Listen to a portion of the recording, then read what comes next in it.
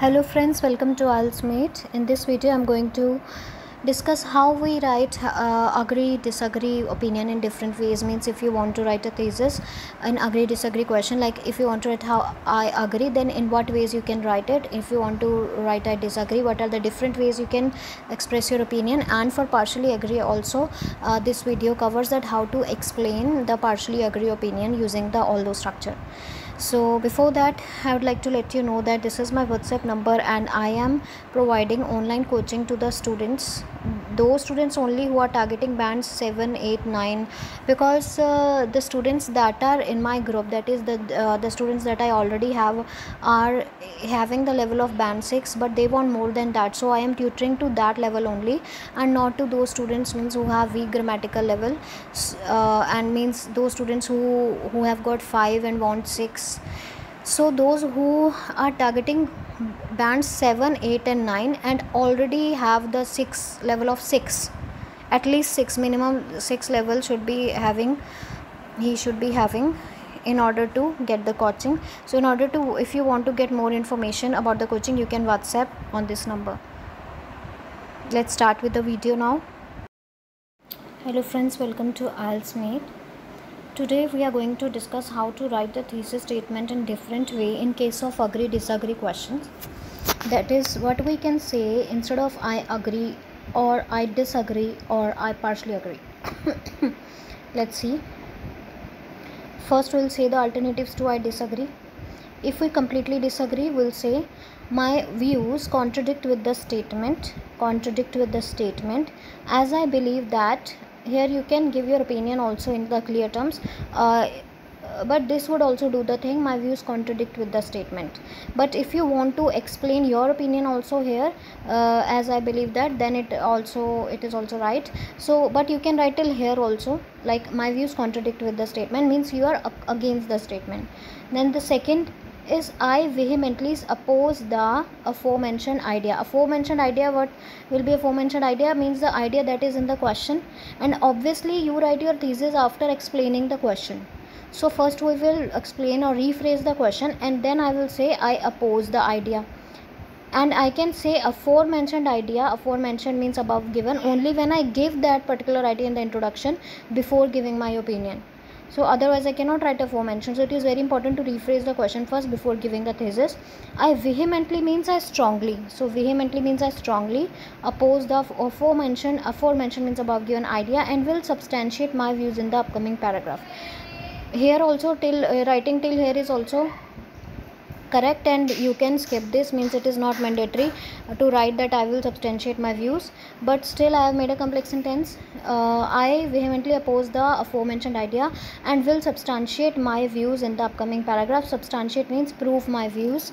Then the third alternative you have is my thoughts are contradictory to the given statement and will be substantiated in the upcoming paragraphs. My thoughts are contradictory.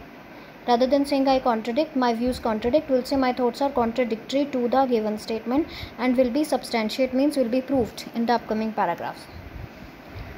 I vehemently disapprove of the idea. Means first you will give the idea and then you can give your opinion. I vehemently disapprove of the idea, or for idea we can say notion also, or statement, and will substantiate my views in the upcoming paragraph. This is means writing from this to this is also not compulsory, you can write till here only. I vehemently disapprove of the idea. And then another way is I beg to differ on this point. So all these ways are to write that whether you write that you disagree, express your disagree opinion. Now we will say completely agree. How to give completely agree opinion? I can say I espouse the idea. Espouse means I support the idea. Espouse word is used for support whenever we are talking about any belief or a theory. So here in questions we are always given a belief, so I can say that I espouse the idea or I espouse the belief. I espouse the statement. Idea or notion also can be used in place of idea. Then another way is I concur with the statement. Another way, that is third way, is I could not agree more with the statement. This is also another way to say that you agree, means it is not saying that I disagree, it is saying that you agree. I could not agree more with the statement. Another way is I am at complete accord with the statement. I am at complete accord with the statement means I agree with the statement. And when you want to say I disagree, you can say I am at complete discord with the statement. Disaccord. I'm at complete disaccord with the statement for disagree. And if you agree, you can say I'm at complete accord with the statement. Now, whenever you are agreeing partially, please never write that I partially agree. I always oppose that people write I partially agree, because a partially agree doesn't give any kind of clarity to the reader. He is not able to know that with which part of the question you are agreeing and which part of the question you are disagreeing. What do you exactly want to say? What is your opinion? Because it keeps the reader in the immense confusion. So when you are agreeing partially, it is always advisable that you have to mention your opinion in the clear terms, that what exactly is your solution, what exactly you want to say. Now this is the structure. We always can use this although structure, and it is very, very helpful structure when we have to give our partial opinion. This is the structure although. Then we'll give a sentence with which we disagree with, like we'll give a weaker argument, and I'll give you example also so that you get more clear about it. Although after although I'll give a weaker argument with which I disagree, and then after comma I'll give a strong argument with which I agree. Argument here means I'll give a direct idea or the point. So I will make it clear to you, don't worry about that. Let us look at this example first, means this question first. For example, you have been given this agree disagree question. Decrease in fare of public transport is the best way to reduce the pollution. It is saying it is the best way. Do you agree or disagree? Now if I am thinking that yes, if public transport fare are reduced, then yes, pollution can be decreased, because people will then move to use public vehicles more, and the trend of private vehicle will get reduced, consequently pollution will get reduced. This is the idea in my mind. But still I think that there are many disadvantages also of this idea. Like decrease in fare of public transport has many disadvantages also, because then there will be a lot of crowd in the public transport, and then the public transport will become more unhygienic because of the crowd, and level of comfort will also be reduced because of the increasing crowd, and also it will be a burden on the government's funds or treasury.